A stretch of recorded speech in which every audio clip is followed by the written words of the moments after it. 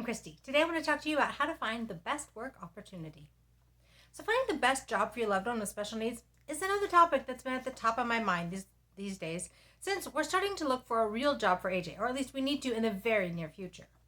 But how do you know what the best job or job opportunity is? While that can be a complicated question for anyone to answer, it definitely becomes more complicated when you add special needs to the mix.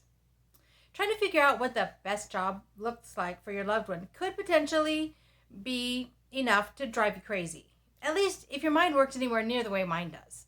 I can come up with pretty much every what if or bunny trail available. And then I try to make a plan for each one of those. Yeah, it definitely puts me on the crazy train if I go down that path. I think the best piece of advice I've received along these lines is that no job is a forever job. Just like you and I will have multiple jobs throughout our lifetime, so our loved one with special needs is likely to have multiple jobs over the years. That definitely helps relieve some of the pressure. Another important thing to remember is that our loved ones will hopefully continue to grow and develop new skills over the years. That means that a job that would not be a successful choice today may become the perfect choice in the future. For me, the debate between sheltered environment, or whatever they want to officially call it, and a competitive wage job rages wildly in my mind. Now, I can make a solid arguments for both options, and like nearly everything in life, there are pros and cons to both options. I wrote this post specifically, and I've got a link to it over in the blog. That's at www.havenofhopeforme.com. This originally posted in August of 2021. So this post specifically explains what sheltered environment and competitive wage jobs are. Now, skimming through that post, I'd say not a lot's really changed since I wrote it. Except that now another year has passed and the urgency is a little bit greater now. Realistically, the choice will probably be out of my hands once we actually start talking to people and trying to find the right fit for AJ. In all likelihood, all of the professionals will likely concur with that one option will be best for him.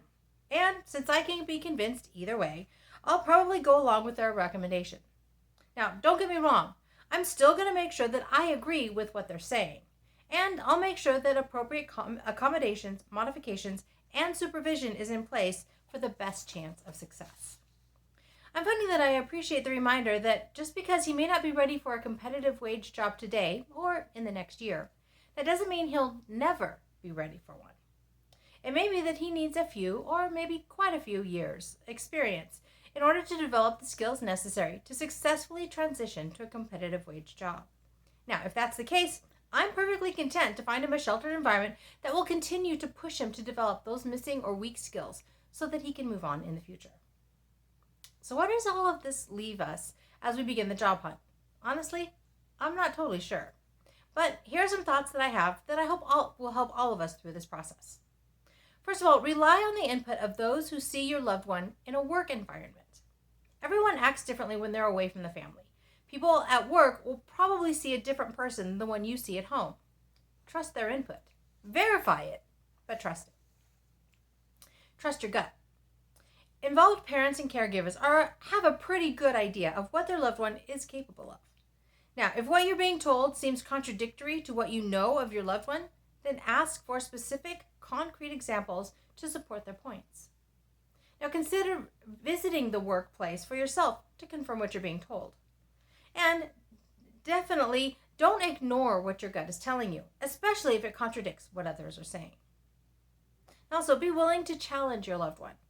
If a recommended job seems out of reach, ask for an explanation as to why that job is being recommended. Be willing to put your loved one in a position to rise to the occasion and push a bit more. Now, obviously, not to the point of frustration or failure, but a challenge never hurt anyone.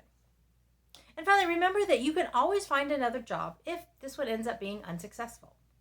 Just as you or I would look for a new job if we're unhappy or unsatisfied, we can do the same thing for our loved ones with special needs. Nothing is permanent, nothing is forever, and change is good. So my question for you this week is this. What does the perfect job look like for your loved one? Do you think it'll change in the future? I'd love to hear your thoughts. You can leave me a comment below, or you can leave me a comment over on the blog.